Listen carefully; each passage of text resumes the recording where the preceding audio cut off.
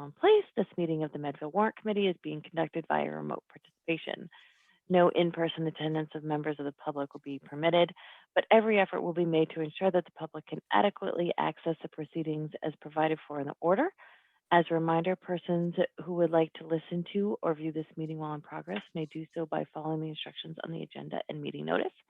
And we are being recorded for everyone's future viewing pleasure. Okay, so I think today we have minutes. We are going to have revolving accounts from Ed, and we are also going to have the police chief.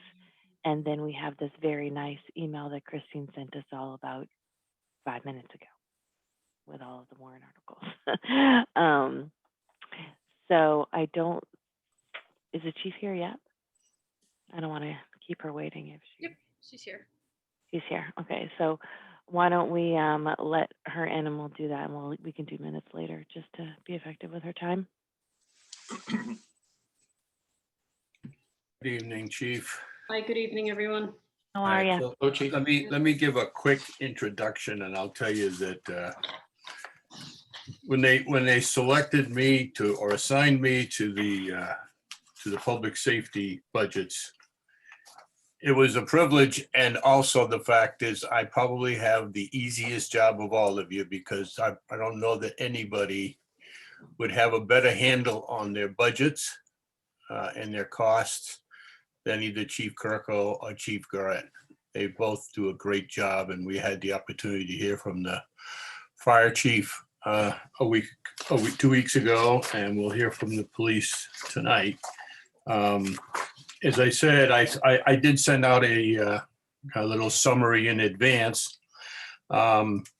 Again, we also sent out the comments, introductory comments from Chief Garrett. So I think that I don't want to spend a lot of time on it. The numbers speak for themselves. It's a great effort in terms of keeping the budget flat year to year, 1% increase, despite the fact that there's been an increase in the operations salary as the staffing has gone up to 19, with one currently in training, but it'll be 19 in the fiscal 2022, and offset that with some significant management, positive management of the operating expenses, some of which, of course, are related to the hiring that was accomplished in 2000 in the current fiscal year, so that some of the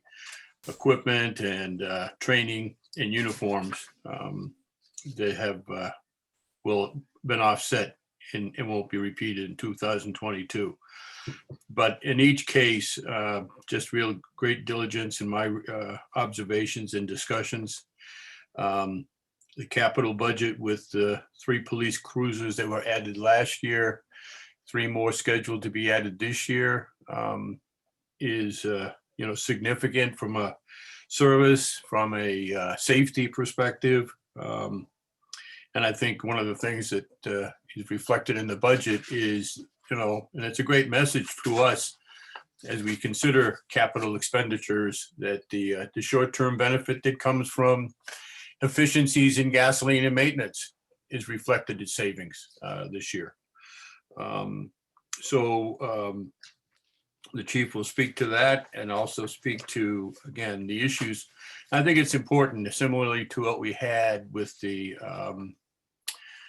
fire chief speaking to us about the service requirements of the town and how they grow, what the COVID impact has been, and also what we should be looking at going forward. So, we are benefiting from really tight management and year over year to keep those numbers flat. But is that a sustainable situation? I think all of us need to know and hear what those prospects are and what this means to the overall value of the town and the service that it provided. So Chief Michelle Garrett, I will pass the baton to you. And again, thank you for your cooperation in preparing this for us, and thanks for coming to the meeting tonight. Thank you. I appreciate your having me. That's a high bar you just set, so I hope I don't let anybody down with not knowing my budget inside and out. I did send out a cover letter, just kind of trying to summarize what this year has entailed for us and what we anticipate next year. There were some significant things that happened this year, and I'll just briefly go over it for those of you who may not have had an opportunity to read the cover letter. As when I took over the department, it was clear that the fleet management had been severely depleted just due to a lack of funding. Certainly not a mismanagement issue, just a funding issue, but it put us kind of behind the 8 ball. So it wasn't lost on me that for my first 2 years, we were going to be making rather bold and significant requests for capital budget. It was my goal this year to try and offset some of those exorbitant costs and really necessary costs with a really tight management of our salaries and how we spent out our budget this year. I will preface this by saying that COVID, while it gave many organizations challenges and ours challenges as well, also presented an opportunity that I capitalized on. And that was, there was incredible fear, public health fear over in-person contacts. And we still have some of that. I think we certainly have a lot more knowledge than we did at the onset of this pandemic. But we immediately transferred many of our non-priority and non-violent calls to telephone reporting. From an organizational standpoint, this is a fantastic opportunity for me to reduce some of my staffing, my daily staffing numbers, because I don't have to send officers out to calls where we can just make phone calls. From a community service perspective, it is a horrible police practice to do and not sustainable and should not be happening in a small community such as ours. So it's very important to say that while we were able to really have phenomenal savings last year, it's kind of a one-shot deal that we took advantage of kind of what was going on nationally and globally. That being said, the second issue that I faced taking over was that we had some retirements and some transfers of our officers. I conducted exit interviews with all of our officers that were leaving, and the one sentiment that had been repeated to me over and over again was a lack of opportunity for growth and for specialized positions. So really just career growth within the position itself. This is really just due to our agency size and the town size. So this year I made a concerted effort to introduce several new positions to garner some interest within our department and entice some new officers to come in. It appears that both those efforts have been successful. We have not had any other transfers, and we were able to hire 5 new officers, 4 of which are on the street now, and the 5th sustained an unfortunate injury in the academy and will be delayed until the fall as a result. Just to give you an idea, we had a K-9 officer, we added a crisis intervention supervisor, additional field training officers, a civil rights officer, which is now required by the state. We are putting in an internal affairs officer. I also promoted a sergeant to deputy chief and a patrolman to sergeant. So we had quite a bit of growth and opportunity within the department. Our staffing as is at 19, I know I spoke to this last year. For those of you who heard it, I apologize that I'm going to kind of repeat it, but our department at 19 is well below the national average in terms of population to officer and even regionally. So nationally, it is 2 officers per 1,000 capita. Regionally, given our crime statistics, we really could have about 1.6 per capita. Excuse the call of my people. I have 3 dogs in the house right now, so it's like a constant song. So ideally, we really should be at 23 officers to service a town of this size. At 19, what I can provide you is basic law enforcement services in terms of some limited traffic control and then, response to calls as needed. But for us to do true investigatory work and community outreach and higher than usual traffic enforcement, which as many of you know, is the main complaint in town, we do need to be fully staffed at the appropriate number, which should be right in that 23 ballpark. That is my goal. It is not my goal this year, but I think as we move forward, we should certainly look to see the benefit that the town gets from increasing our staffing numbers. So just kind of future thoughts. So just to go right into the budget itself, the Police League negotiated a contract last year, which had a raise associated with it. My officers are younger and do get step increases and longevity increases as their tenure with us grows. As a result, that number is 3.08 increase in my salary budget. Those are contractual issues of which I cannot control.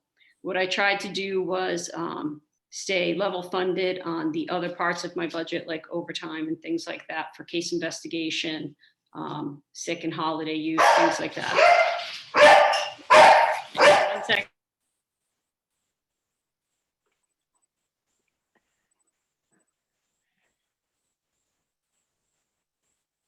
Give me 1 second, I'm gonna let them outside.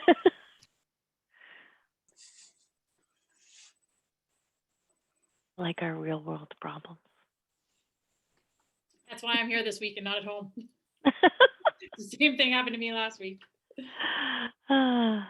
It happens to me when my dog walker shows up at the same time as I'm on movie.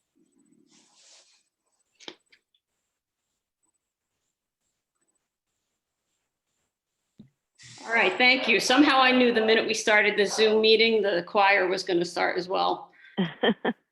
So that's really the increase was my contractual obligations for salary. Other than that, we did try and have some reductions. We were able to reduce our police officer equipment costs by 43% as we outfitted our officers last year, and now we just have to look at wear and tear and maintenance of their equipment. We did have an increase of 10% in our equipment maintenance contracts. This is based on what the industry has forecast in those contracts, and those things include power phone, our dispatching, our reporting system, IMC, which is who we use, that we have to go with the state, and some of our state reporting requirements. We have a 14% increase for telephones. This is simply based on our historical data that shows that yearly we are spending more the money than we have been allocated or appropriated in our current budget. Because we did receive 3 new cars, we were able to rotate in our more fuel efficient vehicles and rest our older vehicles. The big thing is that our older cars were so inconsistent that if we turned them off, we oftentimes could not start them again. So we did have to leave them running at calls. And that was an increase in our gas usage. So we were able to bring that back down a little over a 19% reduction this year. Training and education, we also had a significant reduction of over 30%. Our new officers, even the one who's still in the academy, his training time has been paid for. The only increase in terms of, if we look at a 2-year study that we had to go up a little bit, is with the police reform bill. The police reform bill has a lot of mandated training. While our police department has met that training minimum, we do anticipate that there will be additional training requirements that result from the reform bill as it rolls out. All of the timeline for the reform bill rollout is scheduled to happen by calendar end of year 2021. So this year. So we are anticipating having to actually pull through a bunch of training on the first half of our fiscal year 22. Our uniform costs went down 19%.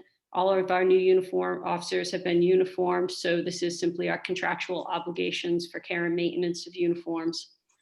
We did have to increase our books and periodicals by 33%. It was $1,000. And that's just because our new officers required legal updates for the year. Traffic signs and markings, we stayed level funded. We did make some efforts to change how we rolled out our traffic lines and painting. As a result, even though we stayed level funded, we were able to add a second round of line painting for all of our pedestrian crosswalks, which had been a safety issue in the past, as they just got too worn out by the end of winter, just from wear and tear on the streets. And animal control, we have a negligible decrease. We just shifted some gasoline reductions and put it over to vehicle repairs. That is one of the items on my capital list That vehicle currently has, I believe, over 140,000 miles on it and is 13 years old. Last year, the repairs to it exceeded $6,000, which is more than what the vehicle is actually estimated value it's worth at this point. So we are beginning to put more repair costs into a vehicle that's not really even valued at it anymore. So that's kind of a general summary. I'm happy to answer any specific questions you might have regarding the line items. I got a question, Chief. On those new responsibilities, the crisis intervention supervisor, civil rights officer, and all of those positions, are those stipends, are those responsibilities in addition to their current responsibilities, or is this a brand new position 24/7 for these patrolmen? So I guess I forgot to mention probably one of the most exciting things we did. So those crisis intervention supervisor, it is a very small stipend associated with it. The supervisor who was interested had a personal connection to this particular thing. And that's what I've tried to do, is kind of take round peg, round hole, and find people who have a genuine interest in a particular topic. I tend to be able to get that for very short money, really just covering kind of the additional time they might spend. The other big thing we did is we created a full and part-time detective unit. I was able to do that at no increase to the budget at all by simply shifting some of our staffing levels and being a little more creative with how we deployed our personnel. Thank you. You're welcome. Yeah, Chief, in our conversations, and well, first of all, I'd say that 33% turnover, change is hard, and I really do commend you for the way that you constructively address that. And this really looks like some really constructive actions to give opportunities to men on the force, men and women on the force. So that looks great. One of the conversations that we did have, perhaps you could expand a little bit on what you see as the service levels, but what are the expectations and kind of the challenges of service, in Medfield, specifically in terms of traffic and travel and different things. So maybe kind of characterize for us, the little profile of the services that have to be provided and what people are looking for. Sure. So my first year here, we had a 24, almost 25% increase in calls for service. I think that spoke to the community relations and police officer response. We had a significant decrease in crime that year as well. So I think those two things correlated well. Our calls for service dropped a little bit this year, just as people were home, and some of the traditional crimes that occur with people at work, like car theft and house breaks, went down just as a result of people being home. We still saw a significant decrease in crime. At our current staffing levels, we really are only able to provide response to calls and then some limited traffic enforcement. Traffic enforcement, in order for us to catch any violators of motor vehicle law, requires that we sit out on a post for an hour or 2 hours. That's a period of time that the officer is tied up and not responding to calls for service and not doing more proactive work. It also allows our officers to really be first responders and report takers. So follow up on crimes such as house breaks or vehicle thefts often gets kind of left at the wayside. This leaves our community, and I do think of our community as customers. We are a customer service agency in many ways. This leaves our customers feeling a little neglected. And I think that is a legitimate feeling, that if you have been victimized in some way and you do not feel as though the police are actively investigating your victimization, then you feel re-victimized by the police. And that is never a good way to establish community relations.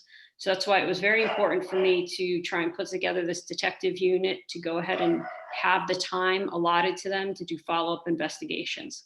So increasing traffic enforcement and being able to do follow-up investigations is an essential part of what I think our community expects from its police department, rightfully so. With our crime levels, we should be investigating crime and having higher success rates of prosecution and resolution to cases in a more efficient, time-efficient way. So, we're going to try and make that work with our numbers, but forecasting where I'd like to see the department go, I think that a town such as Medfield, people pay a lot to live here. They pay a lot for the school systems and the services they get. And law enforcement is just one such service, much like the schools or fire services, that you expect to be treated very well and have your issue or problem resolved efficiently from the police department. So that's kind of where I see us moving. And I think it's a reasonable expectation.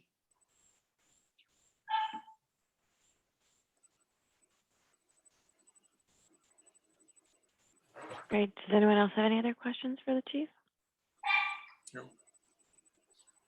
Geez, can you Joe. document, do you have the documents that show the 6,000 costs of maintenance of the that vehicle in the animal control? I mean, just kind of a background, because we'll talk about, we talk about capital budgeting later, but that would seem to be very close to what the expense for leasing a vehicle might be. And if you're leasing a new vehicle versus putting the bow tie in the pig, you might want to think about that in a different way.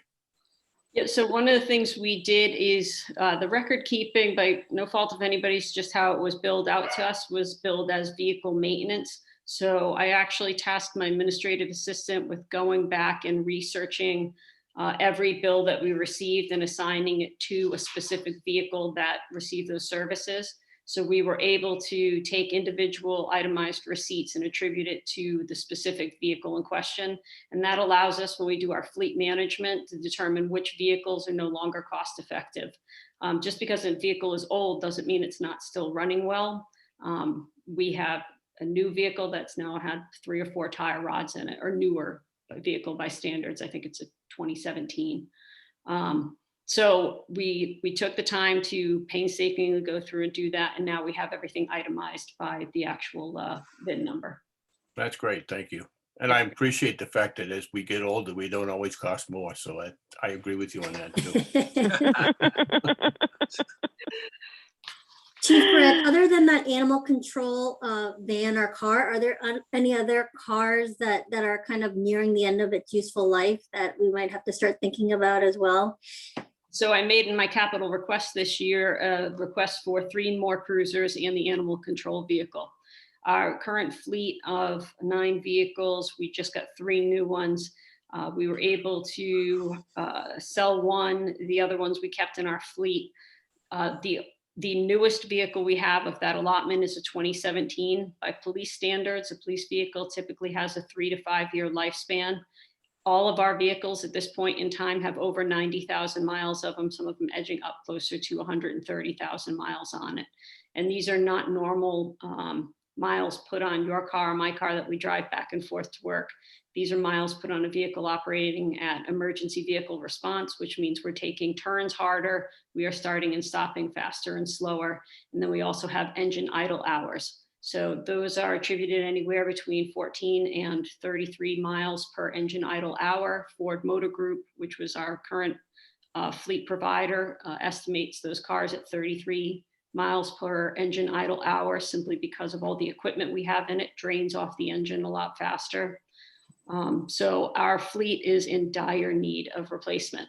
If I am fortunate enough to get my capital request this year, I believe we can then go into a more reasonable fleet management program of 1 vehicle per season. And that will keep us on a nice steady rotation where we won't have years like this that are so painful. And on the traffic and the signs and markings, is that contracted, or is any of that done by the highway department in town, or how does that work? It is contracted. I know Mo and I have spoken about trying to purchase a hand line machine where we may have some cost savings. We just have to look at the salary expectations. Obviously, his people have a full workload ahead of them. So if we were to add this responsibility, there would be some additional salary costs. One of the things we did is, in the past, there's been kind of a blanket repainting of all the streets in town. It is contracted out. We pay per linear foot. Obviously, any handwork is at a much higher cost. So those would be your handicap spaces, parking spaces, school zone type thing, crosswalks. So this year, what we did was, instead of just doing a blanket repainting of the town, we went through and determined which streets were able to sustain an off year. And we didn't have those streets done, and we took that money and rolled it into doing our areas that have higher wear, like crosswalks, and we're able to do those twice this year at the same budget. Thank you. Great. Does anybody else have any other questions for the chief? Let her put the dogs out. I know, I was gonna say. Thank you very much, Chief. Thank you very much for coming. Really appreciate your time. Yes, no, thank you for your patience with my howling animals. I appreciate it. And how did All it good. work out for your second shot? Because as I said, you couldn't come last week because you were getting your second shot. Does everybody in the police department now have their second shots? All but one officer has received both vaccinations. They had a little mishap with mine where an overeager administrator put the shot in and then pulled it out as she was still depressing the vaccine. So a significant portion ran down my arm. Oh, no. I did still manage to get a fever, chills, and some pretty good headaches for the next day. So I feel like some of it got in. I was gonna say, you got some of it then. Yeah, either that or I was just really angry. Yeah, right. Headache. And thank you. Good luck. Be healthy. Thank you. Yes, thank you very much. Have a good night, guys. You too. Okay, so I think that Christine is gonna let in Jeff and Mike and Megan and our friend at St. Jude, St. Edward again. And then Ed can go over the revolving accounts, and then while they're here, Bob can talk about the elementary school in case they want to chime in on that as well. Does that work for everybody?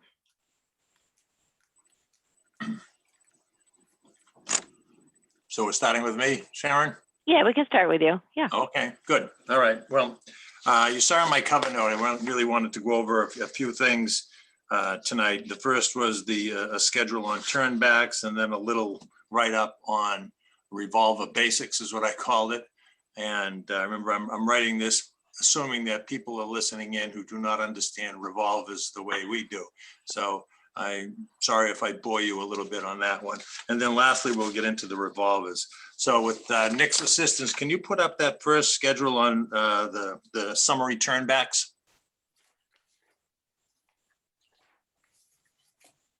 Yes, 1 second. Once again, I thank Jeff and Mike for all of their assistance. It was a lot of work putting some of these schedules together, particularly the revolver.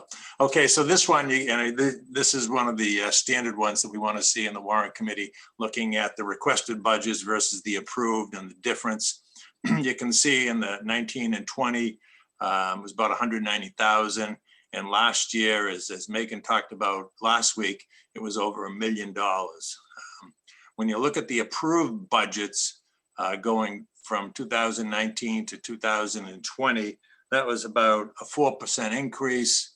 The next year, 21 versus 20, was a 1.1% increase on the approved budget. And of course, this year, we're looking at that 38,348,000 up 3.99.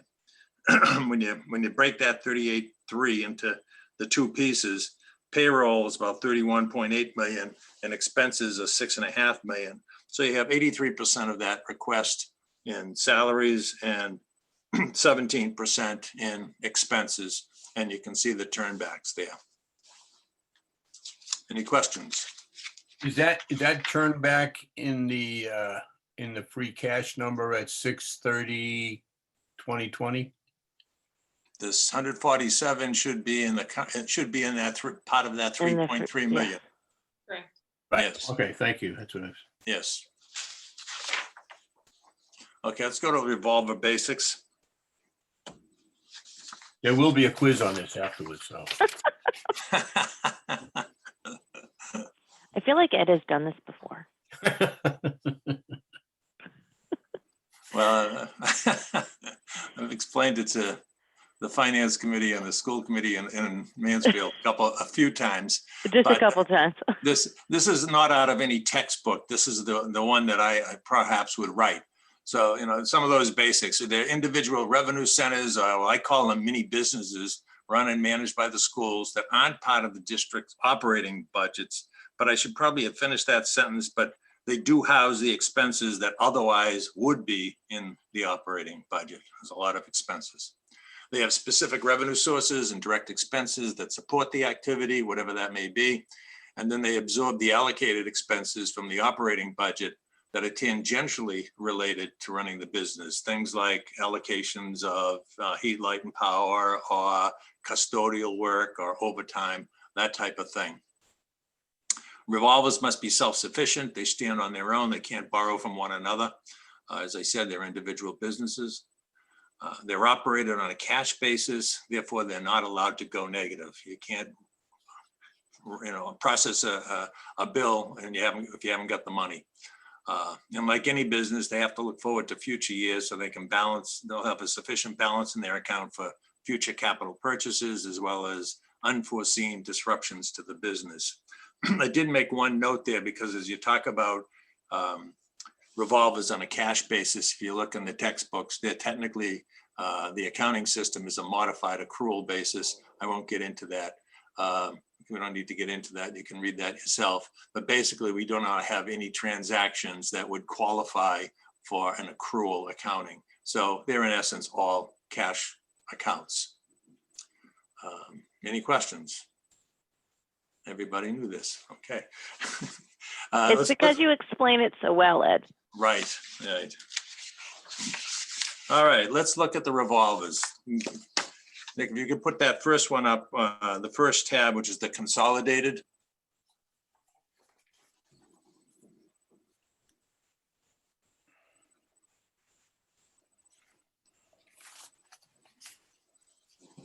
Okay, what this is a summary of about a half a dozen of the biggest revolvers that the school operates. They're probably a dozen, but these are probably 6 out of the 12 that are the major ones.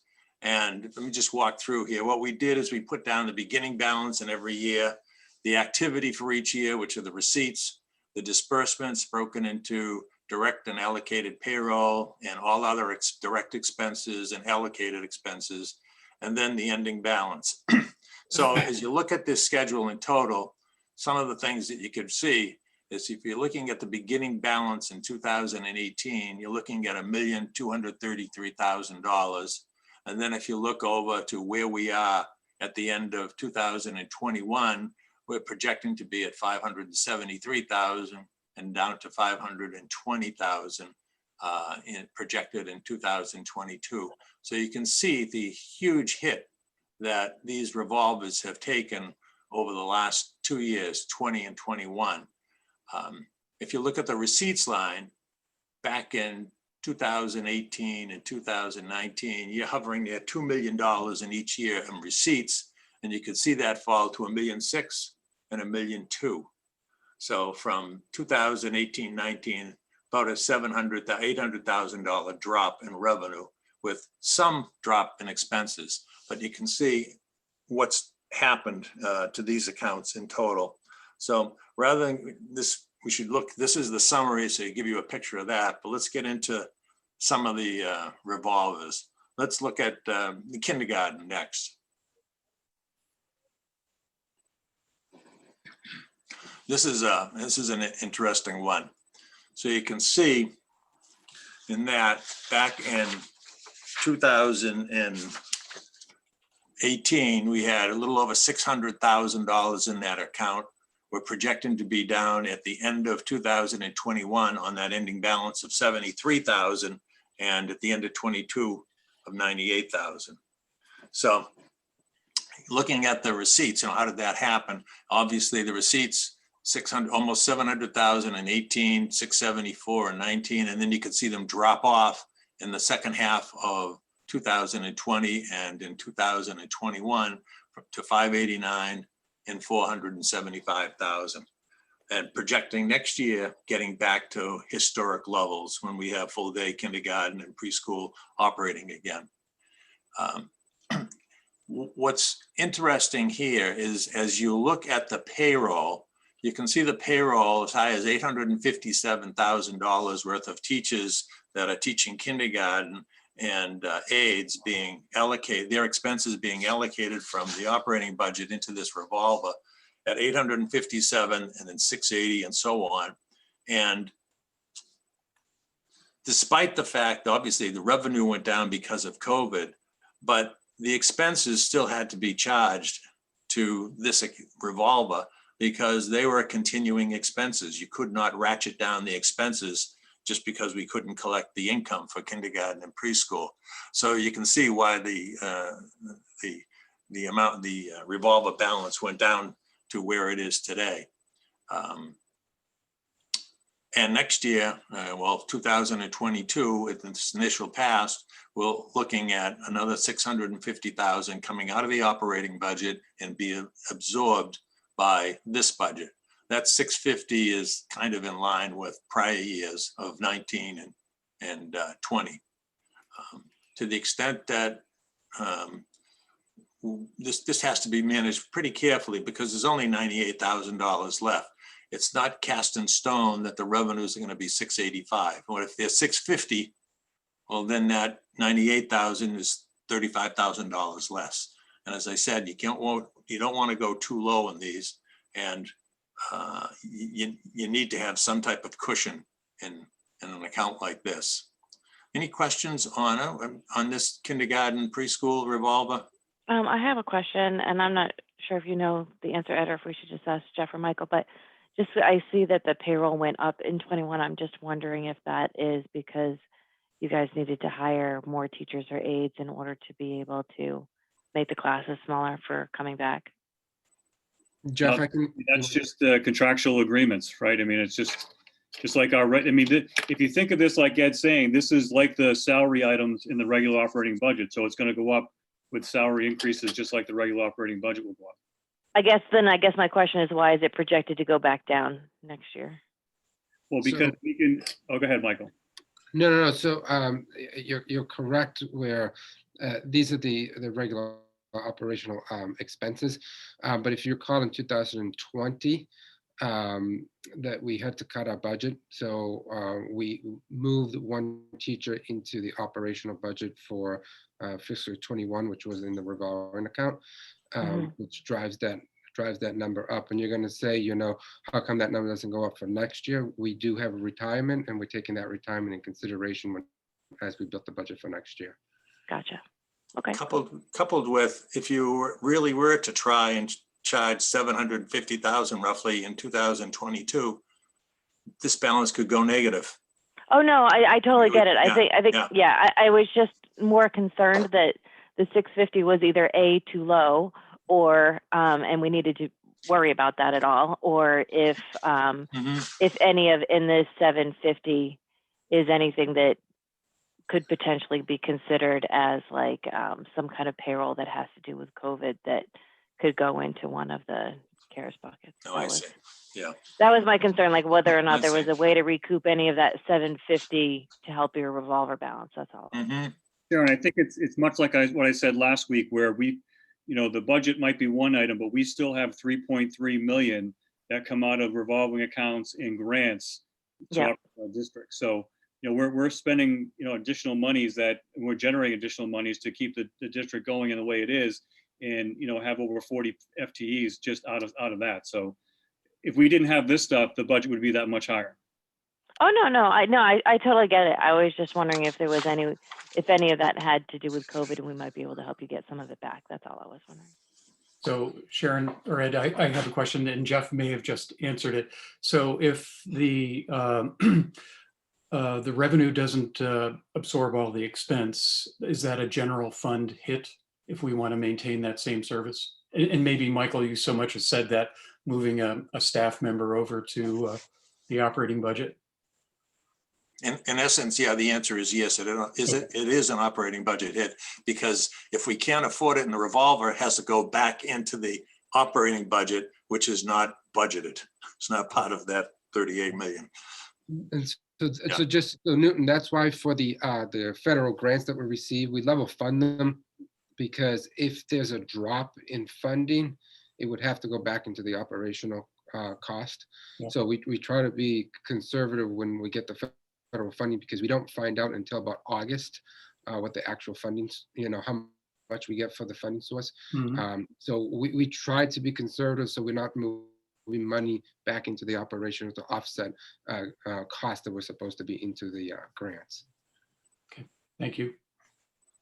And I think just as an observation that this presentation and this transparency is really useful, because you can see the risk that might come into the operating budget going forward. So I think I really appreciate the work you've all done on that, Ed and Mike and Jeff. Well, thank you. And that was kind of like one of my summary statements is I really appreciate the transparency of Jeff and Mike and putting together these schedules that go back so far and go out a couple of years to really give us the perspective that we need in running these businesses. And let's look at food.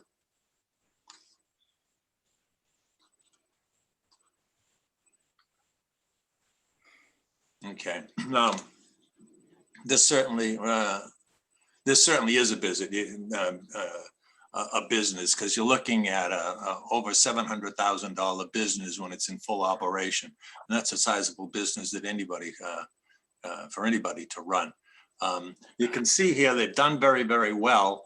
The revenue has fallen off in 2020 and 2021, but you've had somewhat offsetting reductions in expenses, which makes sense. Obviously, if the cafeteria isn't running, you're not getting the revenue, but you also don't have to buy the food, or you can cut back on the labor. So this is, I think, in pretty good shape.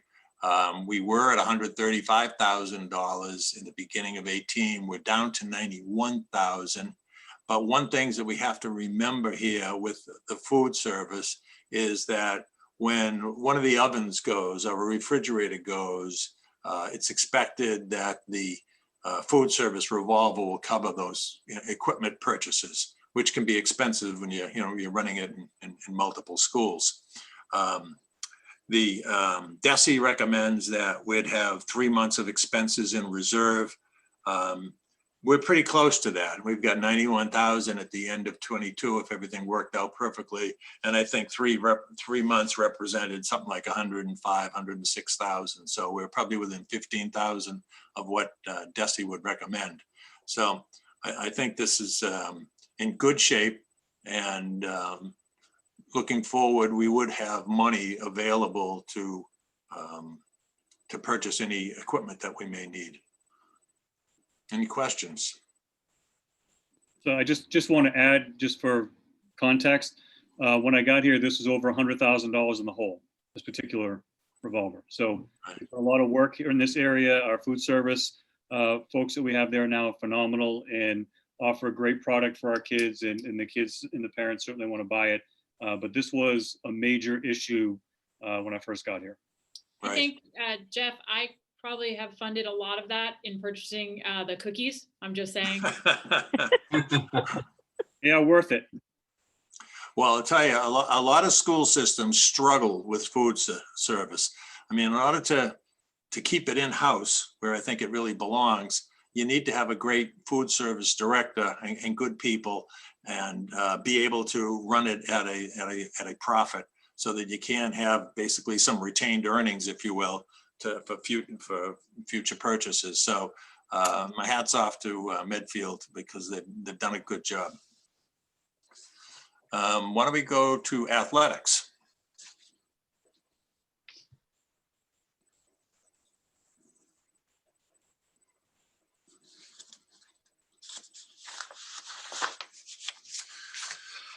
Okay, you can see here, if you look at the beginning balance in 18, you're at 99, almost $100,000. And by the end of 2022, we're projecting to be as low as a little under 14,000. So you can see what's transpired in the last couple of years.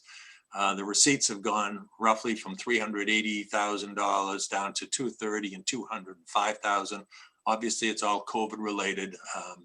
And the expenses, we've reduced the expenses as well, but the loss in revenue was greater than that. So the balance continued to go down.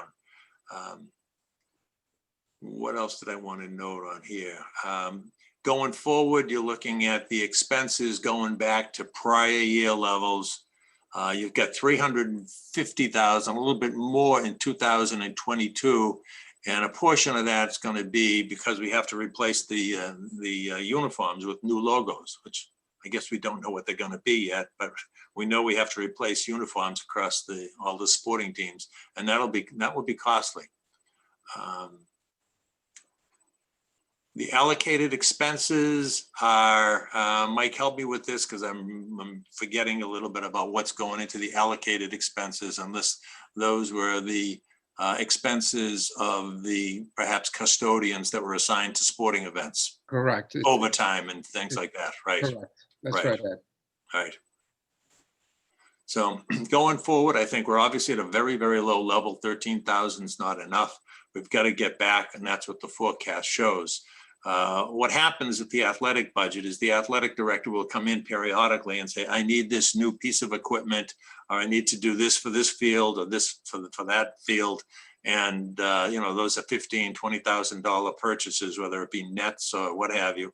And at this point, with $14,000 left in the kitty there, there's not any wiggle room here. We've got to build this back up. So we have that ability to spend when we need it. So Ed, and probably to Mike or Jeff, probably Jeff, looking at that, what you just said is basically there's a fairly significant risk that athletic fund is going to have to be covered, right? I mean, if you look at it, it's basically zero. So as we look at the budget, Jeff or Mike, do we have a consideration for this deficit?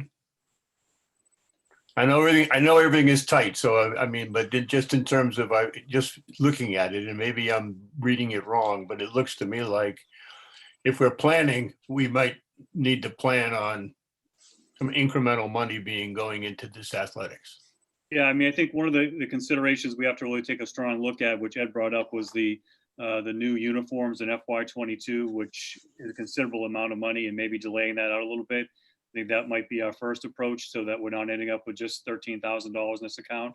I do also want to note that in FY18 was the first time we enacted increased fees, user fees. So it had been pretty low for a long time, and the school committee had asked us to look at that, and we put together a proposal that they approved. And we essentially, if your sport was at a different venue, we couldn't actually house it in our school, then you have to pay additional costs, like hockey, like swimming and diving, like golf, those sports. So the revenue at 318 was actually good, because that was an increase based on activity fees that students are paying.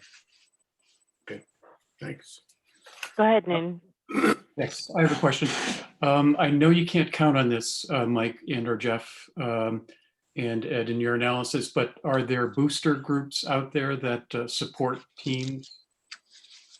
We don't have a booster group here in Medfield.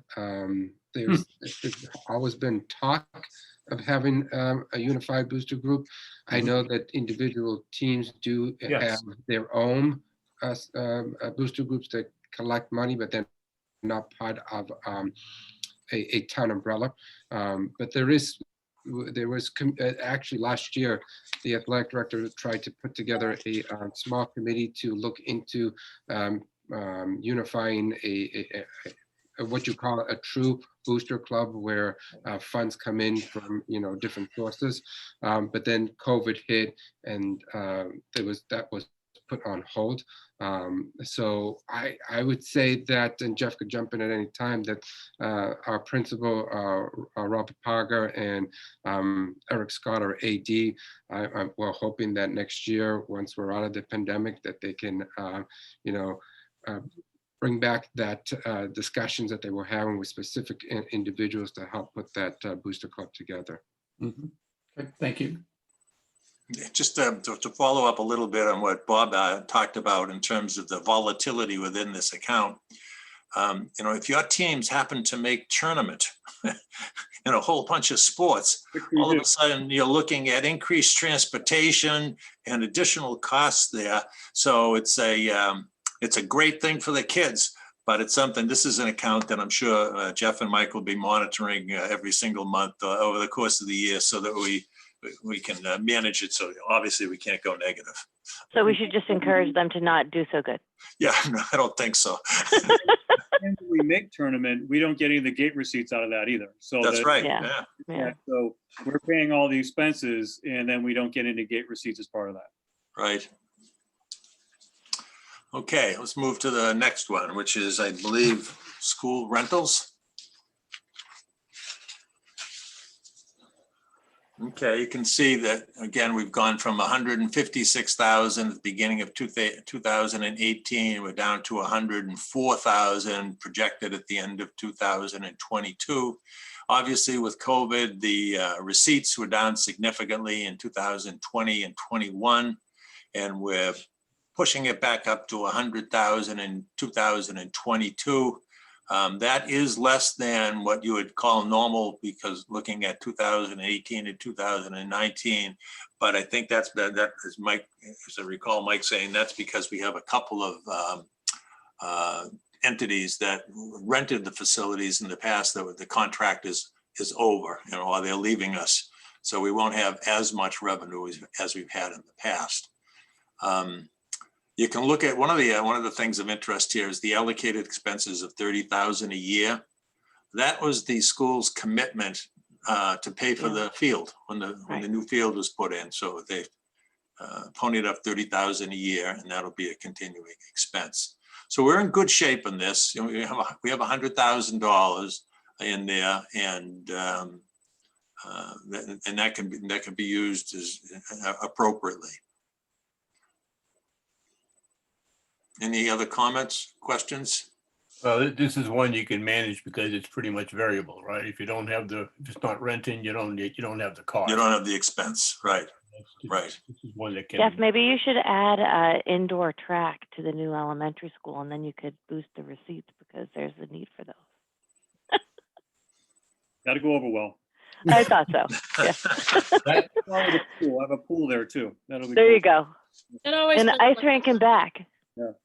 That was Tatro, Tatro, who made the recommendation. That's right. Identify that source. All right, let's go to the last one we're going to go over tonight, is circuit breaker. That's an important one. And it's empty. That's we're in trouble. Okay, you can. What does that see it. even mean to add circuit breaker? Circuit breaker is the, let me say, back up a little bit. At the end of every school year, the special ed director puts together a list of all of the expenses which are considered eligible expenses for reimbursement from the state. So you look at all of these costs of special ed tuitions, et cetera, and they have and they come up with how much can we afford to reimburse the town. If you looked at one of the tabs in the school budget book, shows the historical reimbursements from the state, and generally the schools budget about 70% reimbursement from the state. That 70% is that $461,000 that is in the budget book. So that's what we expect in 2022 based upon our projected expenses. Well, let me go back. 2021, we'll projected 471, 2022, 461. So Does that help? So those are reimbursements for the state. It's not chapter, it's, you know, similar to chapter 70, but much smaller. This only, It's just a weird name for it, yeah. Christine. Yeah. Now, and what happens is, and you remember last week when we were going over the 3 line items for special ed, we said that was net of monies coming from the revolver. And I said it's about $500,000 coming from the revolver. Well, you can see there that we intend to offset $543,000 of the operating budget with monies from this revolver. So that's how we got to that net expense. Mhm.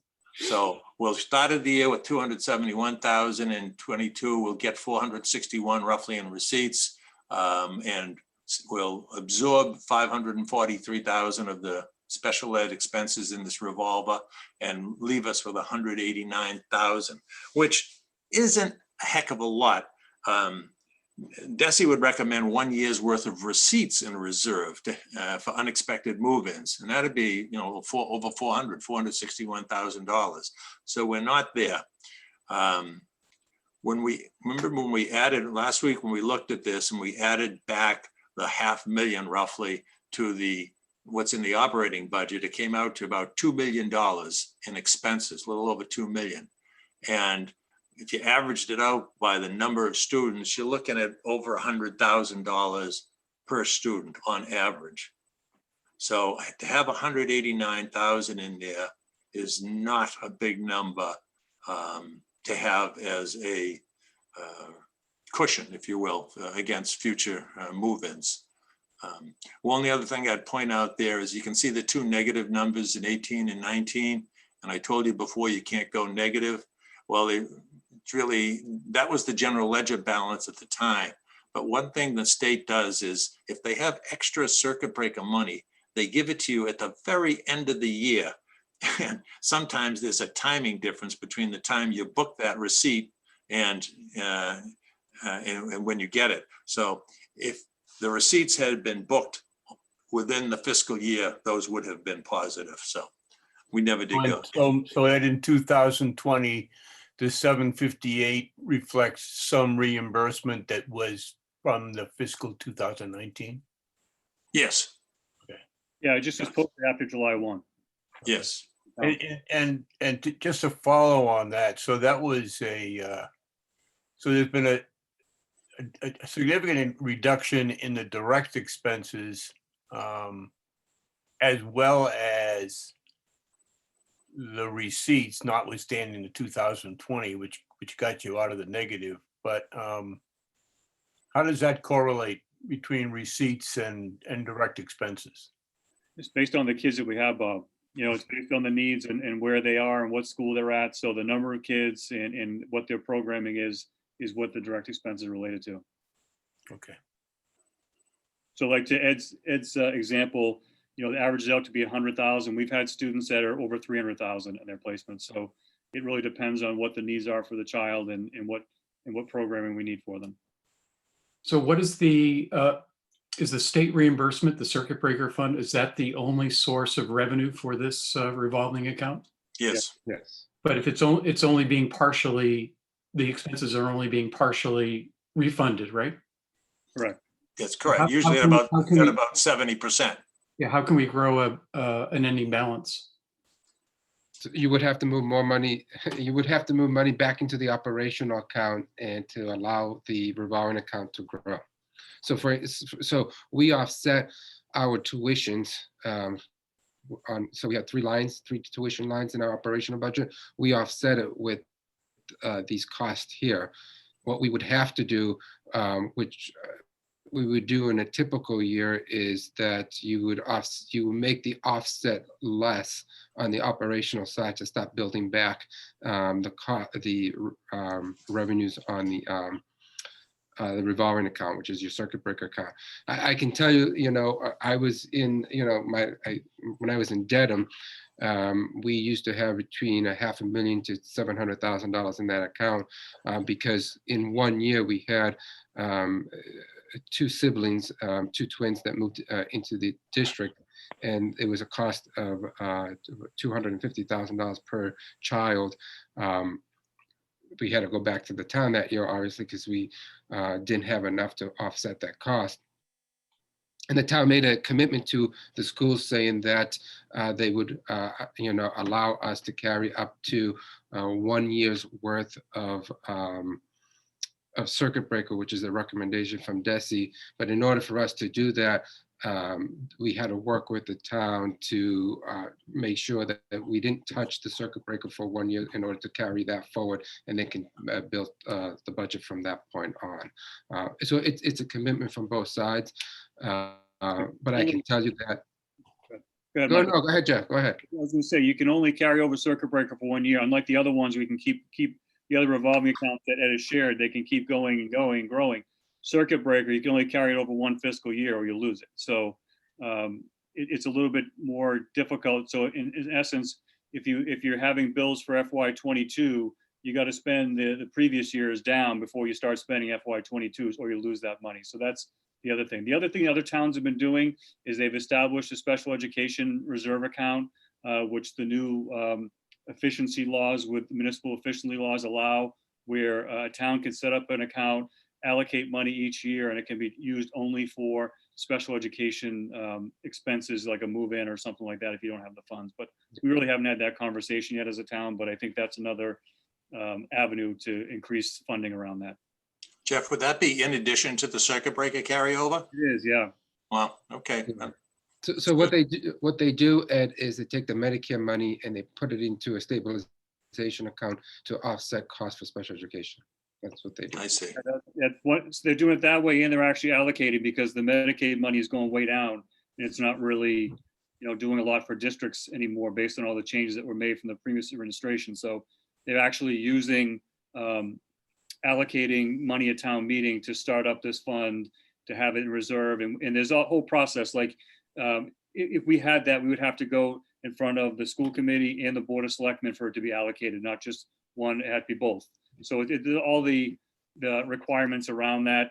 It's something to look at possibly in the future. I don't think we're in the position to do that as a town right now, but something we could look at. Okay.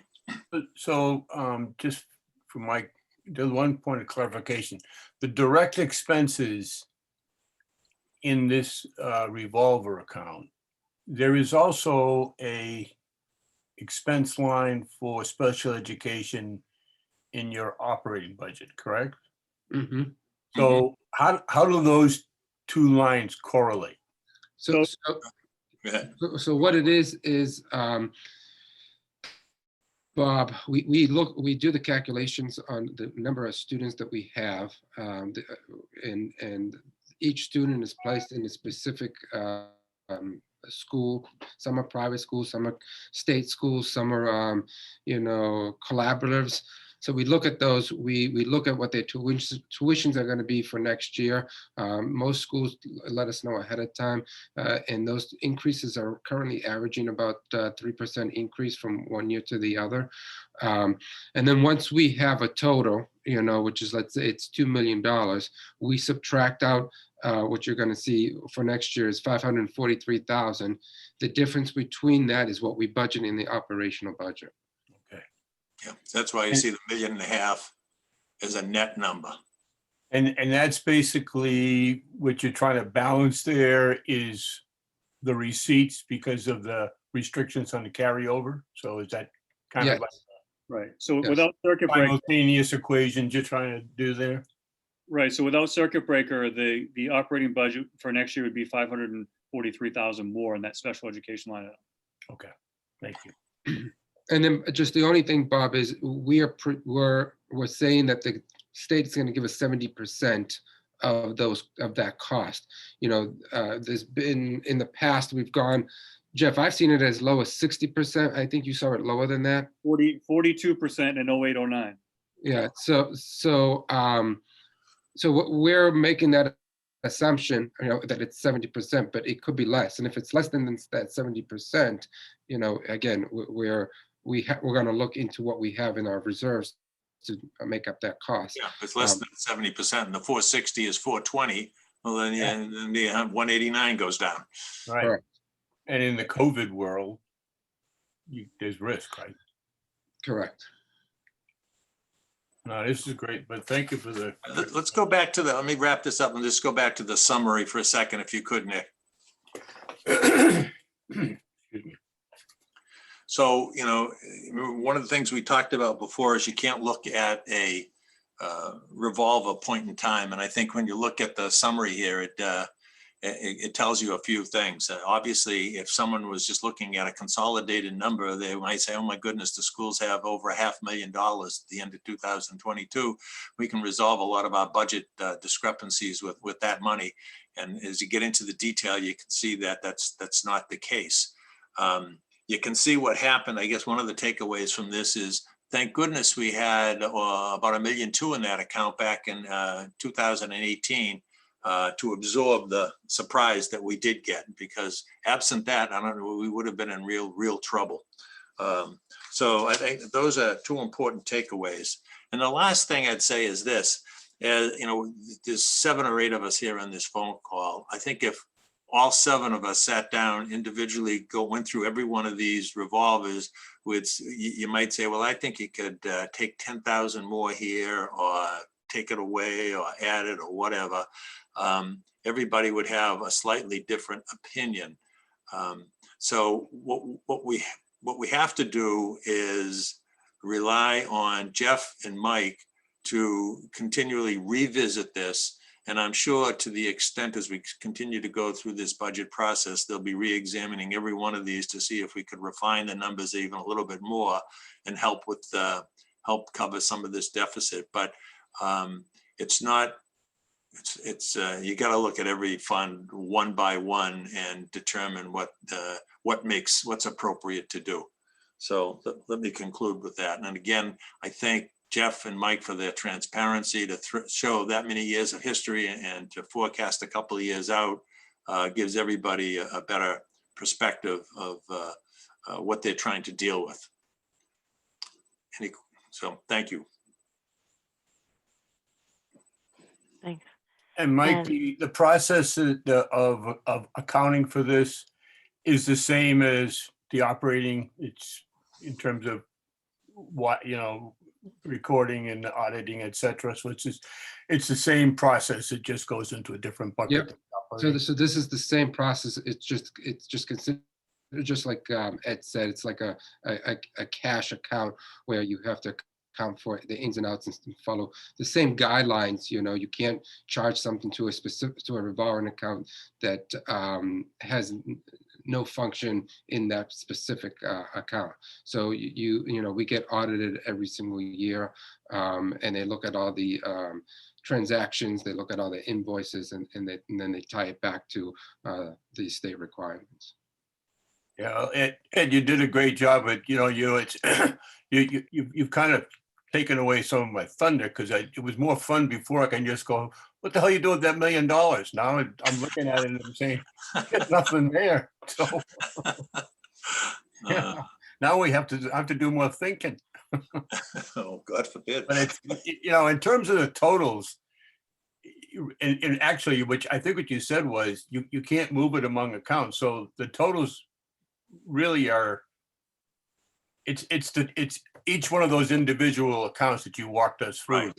Right. The only reason I put the total in this summary sheet together is so that you could see the impact of the revenue of COVID on the balances. No, it's but you can't look at it. There's nothing to be. You can't make any decisions on this summary. You have to go account by account. No, but the information is very helpful. Thank you, Paul. Yes, thank you. Does anybody else have any questions on these, or else while we have everyone else still here, maybe Bob can talk and give us an update on the elementary school project, since we haven't talked about that in a while. Sure. So I asked for a little bit of time because we had some available. And, I'm the non-voting member of the school building committee. And I thought it'd be useful just provide a brief overview for the Warrant committee. And similarly, we all remember the Medfield State Hospital. So I'd like to I can't reach the level that they did, but when Martha and Joanna did their work, really monitoring that state hospital project over a number of years, really, leading up to the warrant article that we had to act on. So similarly, I was just trying to bring you where it is physically, where the project is right now, and then get any questions that you might have that we could address, and also, to see what kind of a cadence the warrant committee would like to have going forward as this dynamic process continues. Again, I'm a non-voting member, but my responsibility that I take is to represent you and the warrant committee to keep us current, so that at the end of the day, when the numbers come together and our article has to be acted upon, I can keep you informed and we can work together on it. So the first reference I'd say is that the school website provides the best background information that you can get right now, and specifically the PSR, which is the preferred schematic report that had been submitted to the Massachusetts School Building Authority in December, gives you a full background on the history, on the process, on the criteria that led up to the recommendation to the MSBA on the 4 to 5 configuration and the land adjacent to the Wheelock School. So, from a historical perspective, in September, the building committee recommended to the Board of Selectmen that the Wheelock location is the most favorable solution. And it was brought to the Board of Selectmen, I think at the end of September, and the Board of Selectmen said, requested that they have 2 more public forums to address the recommendation that came forward. So there were 2 more public forums, in addition to public forums that had been going on for the last year and a half, I think. And then the Board of Selectmen at a November 10th meeting confirmed the recommendation, which then went forward with the work on the PSR. It was submitted in December 23rd, 2020. And last week, February 11th, the Board of Directors from the MSBA approved the recommendation of the site selection and the configuration. Now, basically, that's the the end of the beginning, as it were. I think is the best way to characterize it, because now the work begins. In terms of having that site and having the configuration agreed upon, the basic setup is Wheelock site was selected. The building as it's presented is 98,258 square feet. There's an estimated project cost right now of 78 million for that site. That includes site work, which is about 1.5 million, includes water pipe replacement and traffic improvements. It's important to note that at the moment, the estimate is that the reimbursement from the MSBA, which could be 31%, that's the standard, is approximated to be 25%, which would be a cost to the town at 78 million, between 58 and 60 million. That number at this point in time, for all of us on the warrant committee, is a number that's really based for the purposes of comparison to, I think 16 different options that came together, and the pricing that was put together is more in a range as opposed to specific. Over the next 4 months into June is when the detail will be done in terms of the specifics, the architecture, and the costs. And I will say that talking to and observing the meeting, there is a strong commitment to reduce that number but at the moment, that's where it is. It's about in that 58 to 60 million. There are a number of issues that go into that consideration, and now with the defining, site and configuration, this is when the detail will be worked out.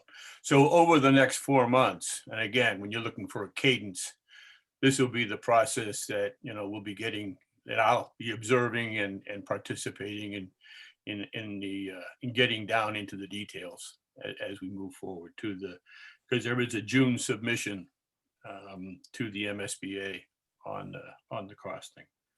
So right now, and just as I said, the key dates are, there's a special town meeting that's expected in the fall. There was a September 13th date that was out there, but that's obviously not specific right now, but a September, October timeframe is when the special town meeting will be conducted. Which would, as the process follows, then construction would commence in July of 2022, and the school opening would be projected to be September 2024. The school building committee budget is $1 million. At this point in time, about $427,600 has been expended and billed. I've heard no discussions at this point that number is not sufficient in the $1 million. So I think that, that's being tracked and it's being audited and reviewed. So that's where that stands. In that, as I said, the best reference for specific information is the school website and the elementary school tab. And there's also an opportunity to sign on to an email distribution that you can get, current periodic updates, which are planned to be at least once a month in terms of keeping everyone informed as to where the status is and what the project. So again, my role is to observe and to continue to do the due diligence on behalf of the committee. I'm not an advocate. I'm agnostic in my role, but want to keep you informed and you let me know, what kind of reporting you want me to do and how we go forward. So I think, as I say, this is the end of the beginning. And the next 4 or 5 months are going to be very dynamic in that presentation and the work that is being done as we go forward. So I open up the questions of Jeff or anyone else. Question, Go ahead, Ed. Bob. Yeah. Is the Sure. 25% MSBA reimbursement a hard number or just a conservative estimate at this time? It's a conservative number because it's 31% 31. would be the full number, but there is, it will vary based upon what costs are included. There's some things that are standards, in the MSBA, as I understand it, and Jeff could help probably more on this, but the committee, I think, has been conservative in saying 25% because of some, different designs and what have you. So I think at this point, it's a reasonable conservative number. Right. But Ed, there's a few things in the design that won't be reimbursed fully from MSBA. We have a music area that's larger than what they want, what they spec out. We have a gymnasium that's larger than what they spec out. So there's a few things like that won't fall into full reimbursement for us. I see. Right. I just want to thank Bob for being on the committee because he brings a really important view and experience from being on in town with the other projects many, many years ago, and gives us a really nice perspective on that. So I appreciate him being part of that. And just Everybody loves Bob. You need to have but not I appreciate that, but as we said, Ed, in reality, one of the things that would be looked at is, if it's not in the design and we could get a higher discount, why do we want to do that? So that's going to be the kind of conversations that will be going on, going forward.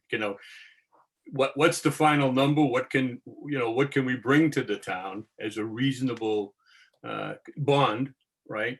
And I know that those conversations have already begun. in terms of every number is up for review and suspect and discussion. No question about it. Is the projected September town meeting date like pretty solid based on timelines? Well, it's in the timeline. So every action that is being done in the submissions to the MSBA and the architects and the teams that are working together have that date in their sites. Whether Christine can deliver it is, I guess. I have it in pencil. There you go. I'm just wondering how much that we should all not plan to have a summer vacation. Not that COVID makes you feel like you're going to have a summer vacation. But just checking. Well, it didn't break up Jeremy's last year. You know, it's just going to be That's great. true. It's going to be great viewing. That's all. You know, we'll have better backgrounds. Let's put it that way. There you go.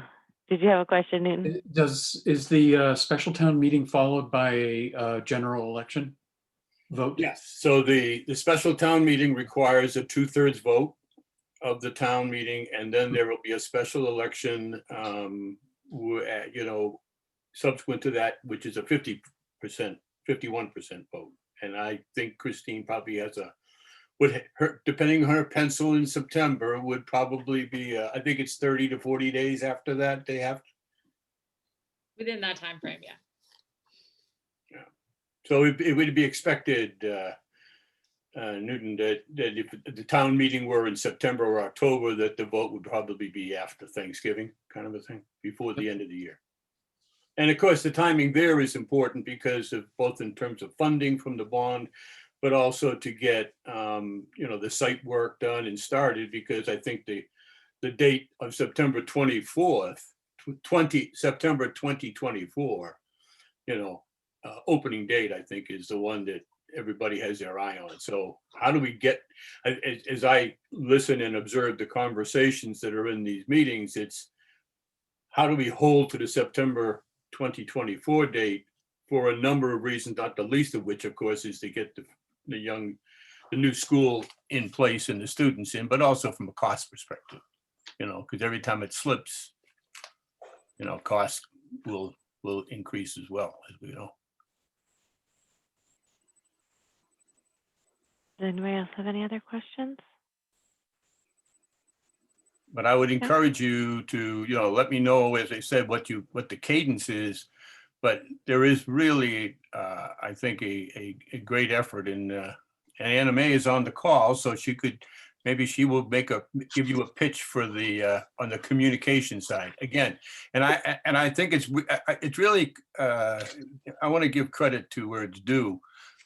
It's a very hardworking committee. You talked reference to 20 years ago. You know, Tim Bonifati, you know, Mike Quinlan's the chairperson, Tim Bonifati, they're both in this business, but Tim worked, you know, on the schools all his life here in Medfield. I don't think there's a more dedicated person, you know, in terms of town involvement than Tim Bonifati. So it's working with him has been great. He gives great counsel. But as I say, I do sit also on the communications committee, and 2 or 3 weeks ago, we had a tutorial from the State Attorney General's office, in which we got the background on how to conduct the communication process for a project like this, which is town funded. We can't be advocates. It's very important not to get into the advocacy side. And that's the objective. The objective is to provide, you know, precise, timely information on project status. And it's not to advocate for or against. So the benefit of all this in my participation, what I take as my responsibility is to stay on top of it and be current without any point of advocacy, so that I can keep you all informed, so that when we do vote ultimately on the article, you have the best information that I can provide and can be provided. But Anna Marie, maybe you can give a little shout out to what the process of communication is and how these folks can gain access to it. Yeah, you know what, just when you were speaking, I think I'll email Sharon and ask permission if I could add you folks, the warrant committee emails, to our distribution list for information, so you folks get it. So should I work through Sharon? Probably Sharon. I think that it's probably fine. We can probably verbally agree. Would you all like to get the communication from All right, Anna let me know if you do not. And I think They all seem to be nodding their heads. And Amanda's the only one that's here, and she loses by default. So I think it's okay to do that. what about Joanna? Joanna left us. Oh, I didn't realize that. Okay, perfect. We're So, only 7 now. yeah, so we But you can send one to Joanna and say, Sharon wants you to come back and we want you to. Send one to Mike Pastore too. See how he likes it. Oh, I will. No, exactly. So, you know, our aim, as Bob said, is to educate and stay in our lane for education and engagement.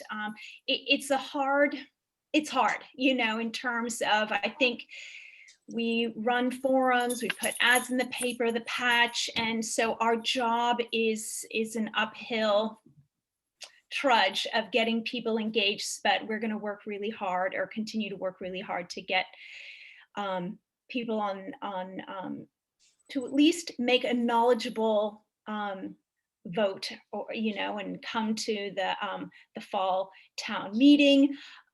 We've got, our aim is to put out updates every month. And the next thing that is coming up is actually next Thursday, February 25th. The Sustainability Subcommittee is having a public forum that evening at 7 p.m. Megan Sullivan and some other folks are working hard to get that prepared. So hopefully people will be engaged. So spread the news, folks. It's all joy. I think we on the warrant committee can understand that, because we work on this thing we work on the warrant articles for about 1.5 years, then we come to the town meeting and they go, we never heard about this. What is going on? That's right. You know, you can only lead a horse to water. So as long as we're putting our best foot forward, best intentions, we're trying. Any suggestions, though, by all means, please, if you have suggestions of getting the word out there, we're open. Great. What I got. Thank you. Okay.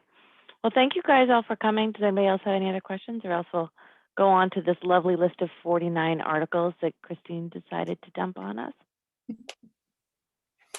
Okay. All right. Well, thank you guys all very much for coming. Thanks, Have a everybody. great night. Thanks again. Enjoy your night. Thanks.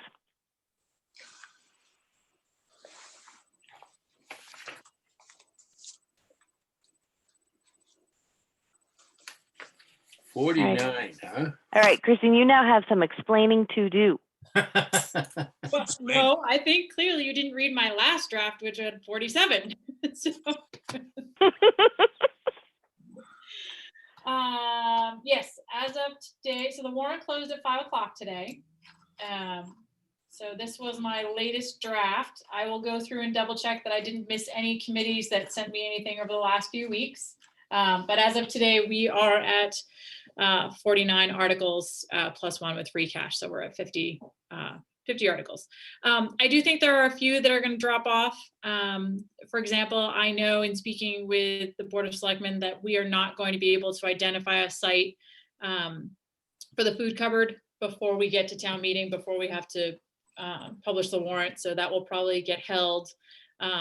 And we can bring it up either at the special town meeting this fall or hold it until next year. But finding a site is proving to be a little more difficult than I think anybody anticipated. Should we have asked Jeff while he was here whether or not the new elementary school is a good location? It is not. I've already I'm asked. just No, you already I've asked him. Okay. Okay. We're looking everywhere. Gotcha. So I'll keep updating you every week as we start to drop ones off of this. So Okay.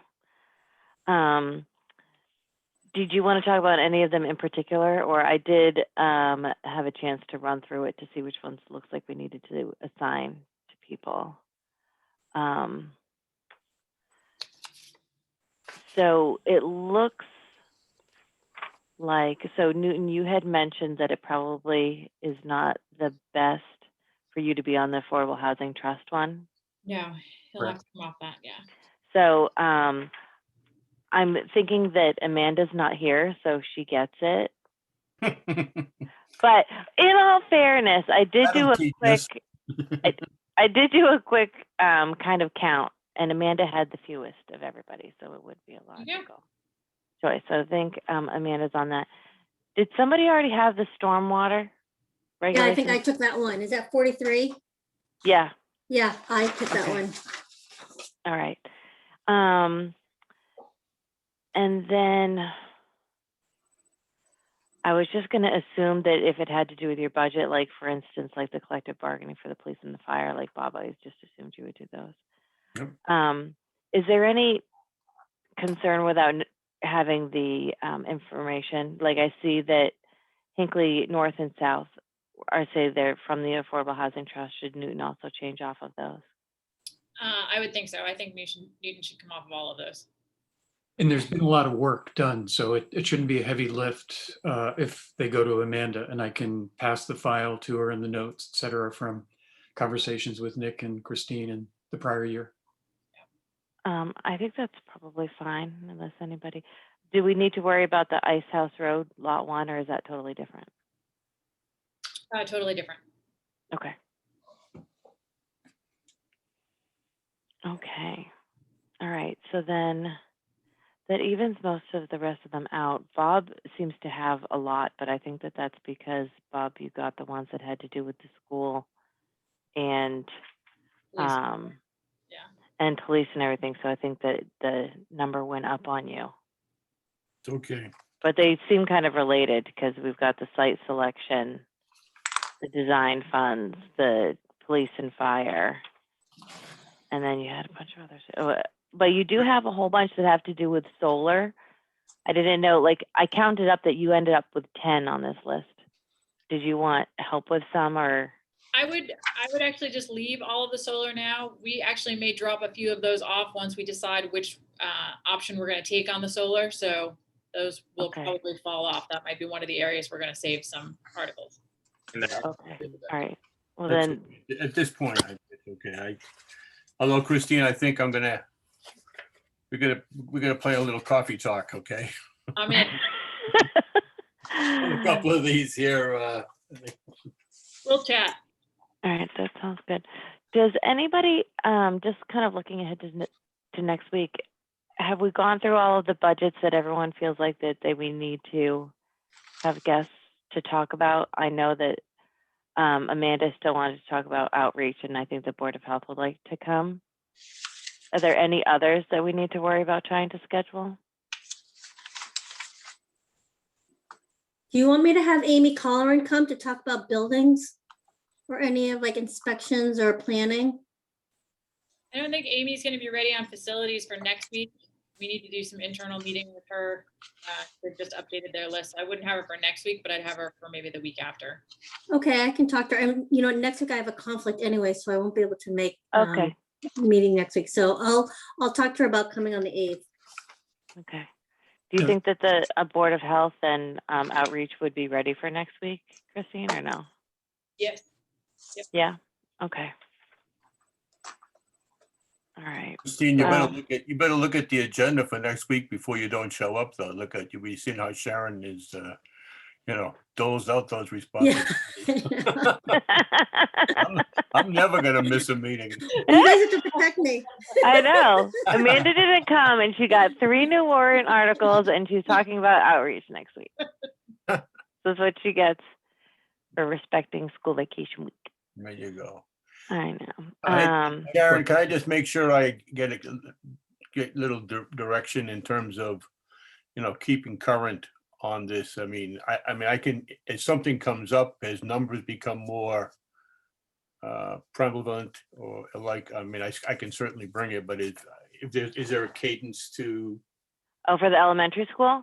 Yeah. I think that when numbers become a bit more solid and we have an idea, I mean, I just remember from being on it first, like they ranged from like here to like here. Oh, that's right. Right now, it's way too early for that. It's way too, right. I mean, I do think that it would be good to make sure that once there's actually kind of like a little bit more of a solid budget that they're going to, that we should devote a decent amount of time to that and maybe even have Mike or Tim come to our meeting too, Yeah. once we get some better numbers. Because if we're really going towards a September town meeting, I don't know how far out in front of that they're going to have solid numbers, but I worry a little bit about us trying to have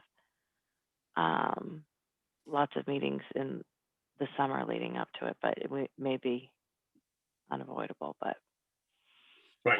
No, I think, yeah, I think that's fine. I think that, yeah, we'll just use judgment on that. yeah, Till the numbers get detailed, right? yeah. And if you ever think things are going, sideways or getting like too far apart or whatever, and you want to call our attention to it and whatever, then definitely you just use your judgment on that. Yeah. Did you have a question, Newton? I do.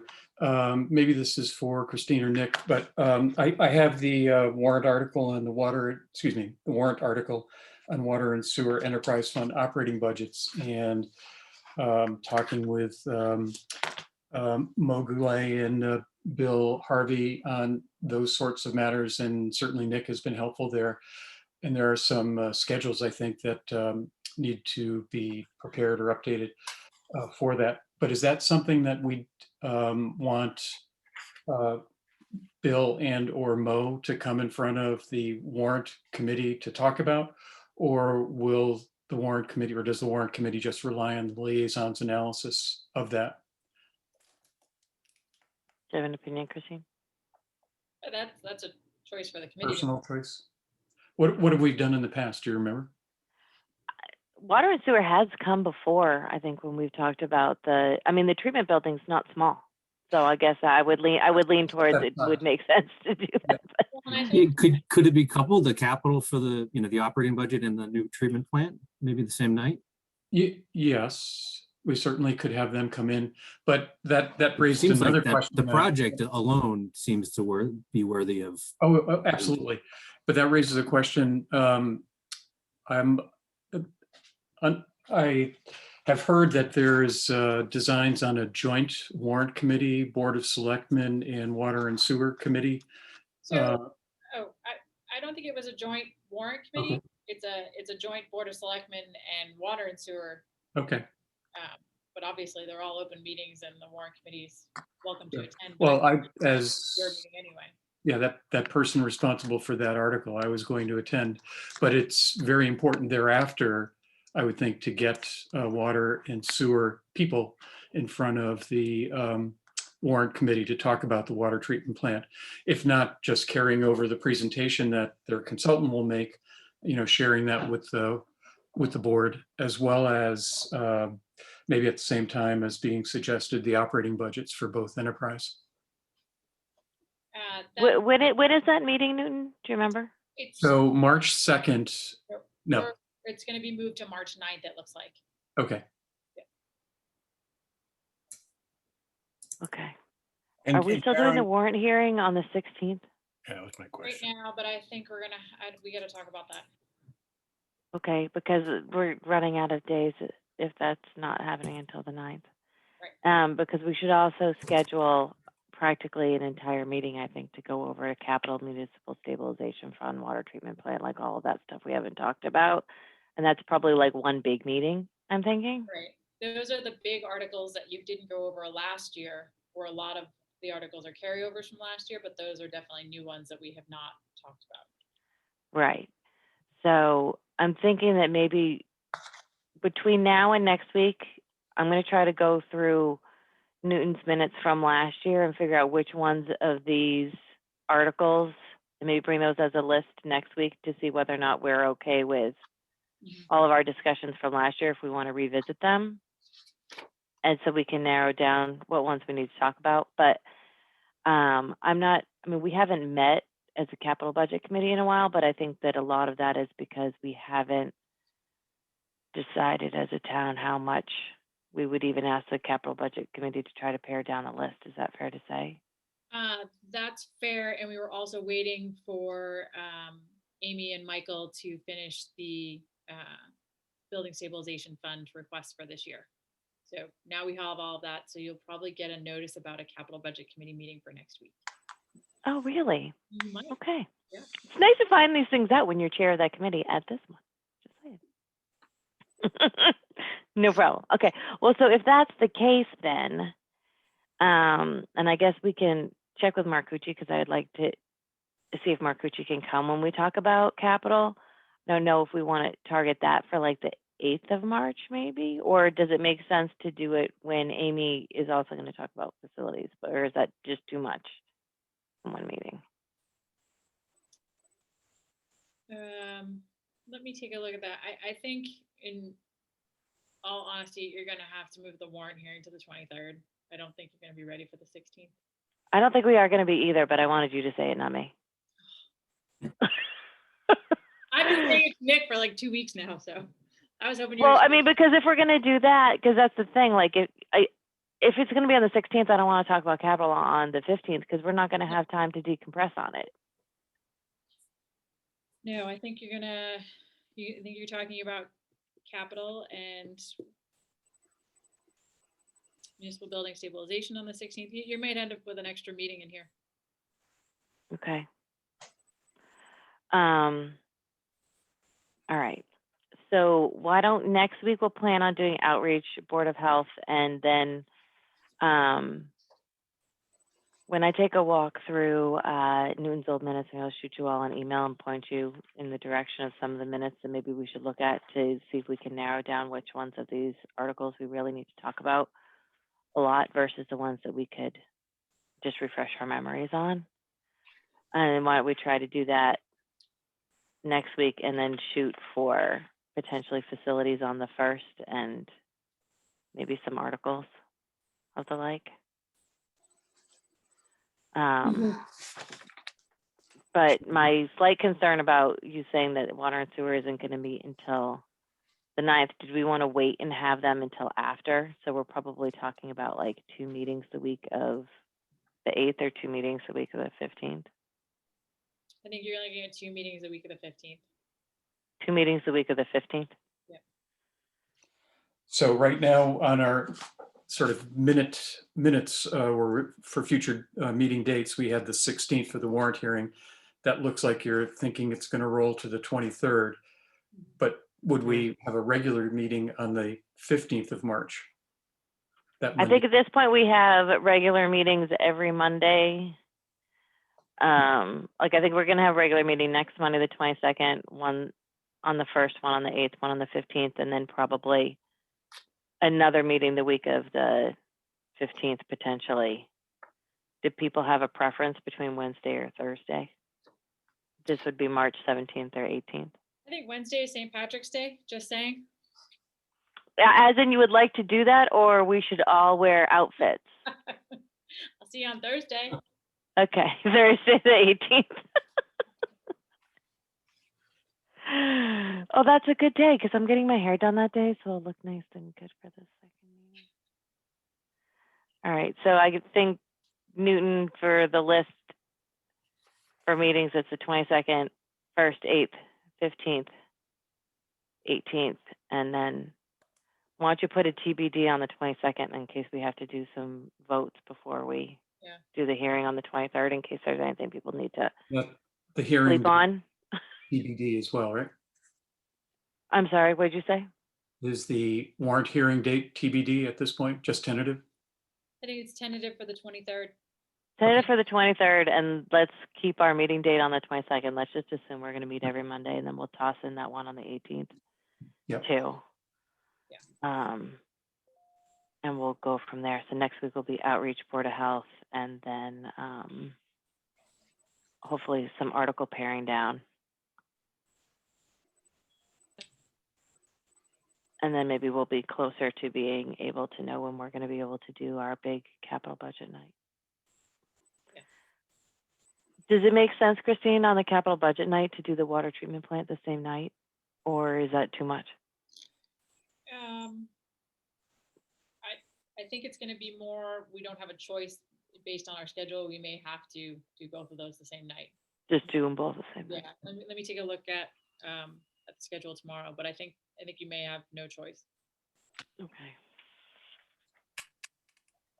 So the way it's shaping up right now, Sharon, I would think that I can bring water and sewer and both the enterprise fund budgets and the water treatment plant material to warrant committee on the 15th. It's sounding that way, yes. I Yeah, think we'll do okay. water and sewer and capital on the same night on the 15th Okay. is what we're going to shoot for, which would allow us to have post discussions on the 18th if we need to. And then whatever else is left. And then hopefully by then, maybe we'll have some scenarios and suggestions to talk about for funding, maybe. Christine?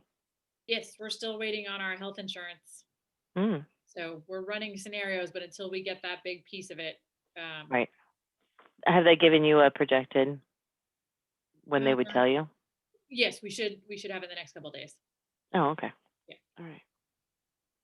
Okay. So then it looks like definitely on the 8th of March, we're going to be open to maybe go through a bunch of these other warrant articles. So if people want to take a look at what they have and if there's any that people will be ready by the 8th, that gives you a few weeks to prep for And that. we're voting, right? The articles, I think we can vote on the same night when we're talking about them. Yeah, especially if they don't have any monetary piece in it. Right? Because I would think that, like, just looking at, like, we'll definitely need to have like a planning board night. Like Christine will have to go through that, and we'll try to do all of those like one night when it makes sense to do them together. And they taped their public hearing, so we can send that around so everybody can view that ahead of time if you want as well. Okay, that's good. And a But bunch of the planning board ones were from last year too, so I don't think anything has changed. I'm talking Changed to on those. Sarah. I'm talking Okay. to Sarah either Thursday or Friday this week. So I'll let you guys know. Sharon, I'll let you know if anything's changed from what we approved last. Okay, yeah, because Last time. I remember our very lively discussion on the food trucks. Yeah. Okay, that sounds good. All right, well, why don't we plan that? Yeah, because if we can knock off some of these articles on 3.1 and 3.8, so that way we're really down to the week 3.15 talking about capital and operating stuff, that would be probably best. Christine, who should I reach out to for the stormwater regulations bylaw on the selectmen? Start with Sarah. Oh, okay. Number of departments are involved, but Sarah's kind of aware of the different pieces. Okay.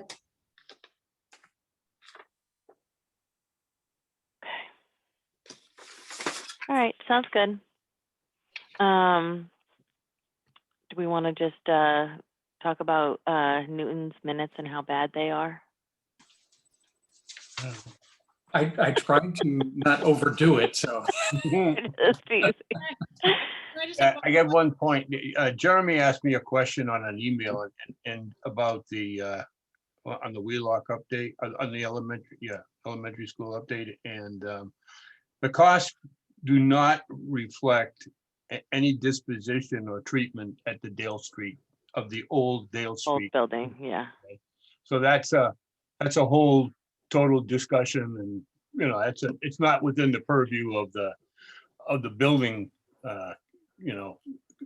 mission. And I think that there's a lot of opportunities on that space in the middle of town, but and Park and Rec is there and all different issues. But no, it's that the cost of demolition and disposition, whatever that is, that's all up in the air at this point and not being addressed in this.